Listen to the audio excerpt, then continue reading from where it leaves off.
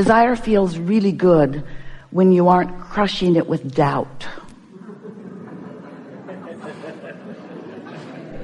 When you desire something that you believe, that desire is calling life right through you. It's your vortex. It's your inner being standing with the vibrational version of your desire. The fully culminated law of attraction has gathered all of the cooperative components version of you and your desire.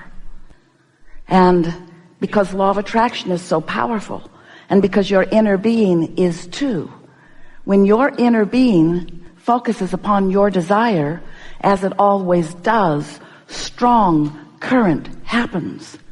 It's a calling. It's a calling that's calling you to it. That's what enthusiasm feels like. That's what that feeling of wanting to get up and get to it feels like. That's what life feels like. That's what that feeling of clarity and energy is.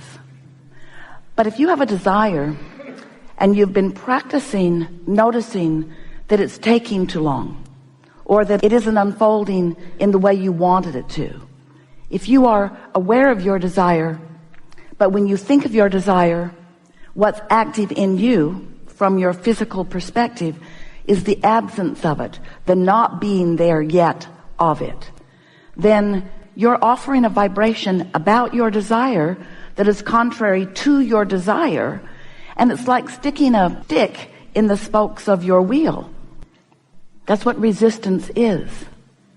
When life has caused you to ask for something, as it does all day, every day, and that source energy is calling you and everything necessary to the creation of what it is you want to that creation point, and you don't go, you hesitate, you're doubtful, or you're critical, or you're complaining,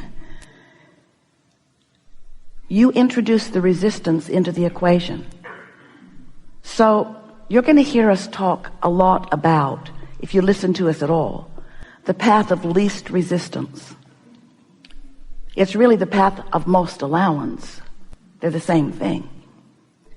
But as we refer to the path of least resistance, what we're talking about is source figuring out every which way to get you to what you want in the way that you are offering the least resistance. If you have no resistance, the paths are open, they are wide, and energy is moving, and all kinds of things are happening, and you have evidence of it all day, every day. Things happening, things falling into place, things that seem amazing, things that you just can hardly believe. Something just comes out of your mouth and there is manifestational evidence of the very thing that you're interested in. It's happening to you all day, every day. But often, because you are focused upon the opposite of what you mean to be, because every subject is two subjects, isn't it? Wanted and absence of it. So sometimes you might think you're thinking about more money, or a better relationship, or a better lifestyle in one way or another. But sometimes, without even meaning to, you are focused in absolute opposition to the very thing you want. And you can tell that because when you do that, you are offering resistance. And when you offer resistance, you can feel it. It's what negative emotion is. It's you slowing it down. So we just want to say early on here in this conversation that you are the only one who throws the resistance into the equation. And you do it by practicing thoughts that are opposite of your own desire. That's all. In the early days, as we began flowing through Esther, we were saying to you that if you want something and you believe it, then it is. It's done. If you want it and believe it, then it is done. Because there is no resistance that is keeping you from being in the vibrational frequency that allows you to realize it and realize it fully. But if you want it and doubt it, it cannot come. For as long as you harbor doubt about what you want, it cannot come. And usually the reason that you hold doubt about things is because we love you so much. And you know what's coming next after we say that? We love you so much. And this is going to sound really odd to you, but we're going to say it in a way because it sounds odd to you, because we want to get your attention about something you're doing that you don't even know that you're doing. You've got to keep your nose out of your business. You're going to stop being so deliberate about what isn't happening, because the creative process has already taken care of it. Step one is you ask. You can't help but do that all day, every day. Life causes you to do that. So you are sending these rockets of desire. Step two is source answers, which means the source energy within you, with the help of law of attraction, all that is focused upon the outcome that you have asked for. Your desires have already come into vibrational fulfillment. Step three is you got to find a way to lower your resistance so that you can be one of the cooperative components that is in the vibrational vicinity of what you're asking for. You have to be in a frequency that allows you to realize. So all day, every day, you are being inspired, called, encouraged, guided, prodded, cajoled. Source is doing everything imaginable and things you can't yet imagine to orchestrate circumstances and events to please you. Some of you don't feel worthy enough to even accept that as a possibility, even though it's happening around you all day, every day. So we see our value as we play with you today in offering enough of what we know about the laws of the universe and enough about what we know about where you stand in relationship to everything you want, each of you, that you will feel some lessening of resistance. That's what soothing is. Some lessening of resistance, and therefore a raising of your vibrational frequency, and therefore an aligning with the energy between you, and therefore an opening of the passageway between you and you, and therefore an allowing of the focus of Source, who is with you all day, every day, to be received fully by you.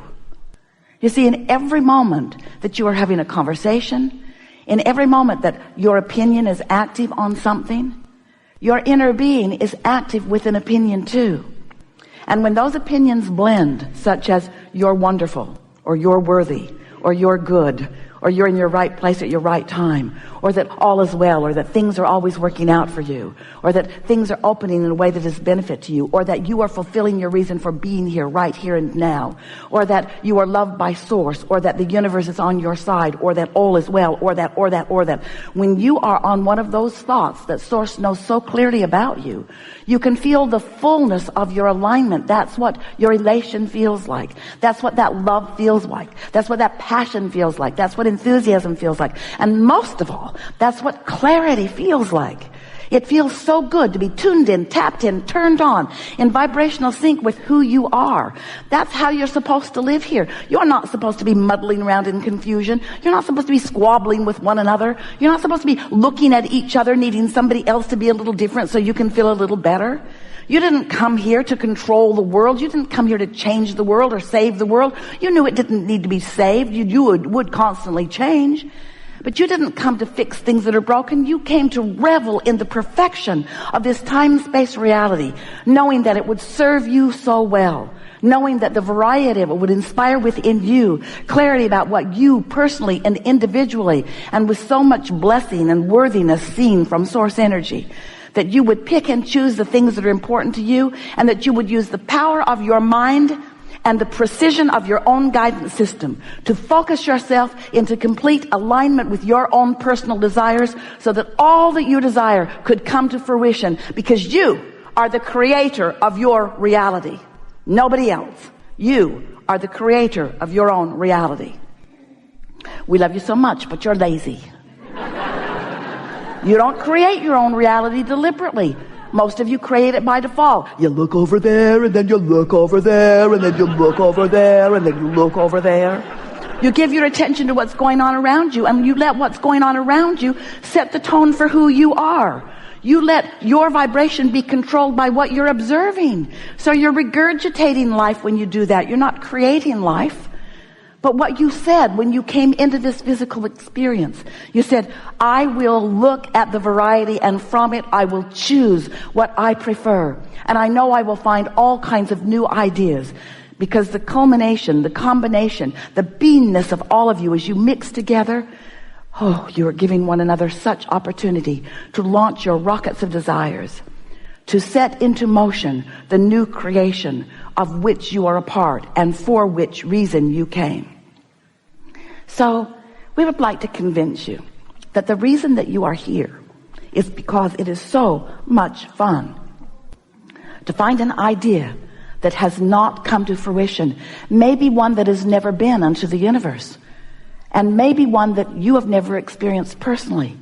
You've launched this new idea, and then all of the resources of source come into vibrational concert in order to orchestrate the perfect unfolding that you have defined. The question is, it's the question that this seminar wants to ask and answer. Are you up to speed with your own desire? Because you can't stop wanting. Give that up.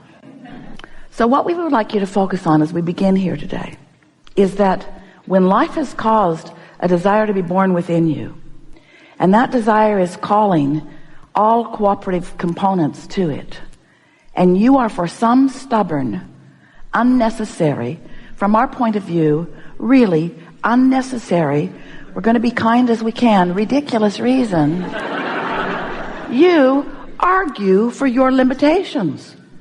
You begin explaining to yourself and others why you cannot go there now. And we say, the only reason you're not going there now is because you're saying you can't go there now.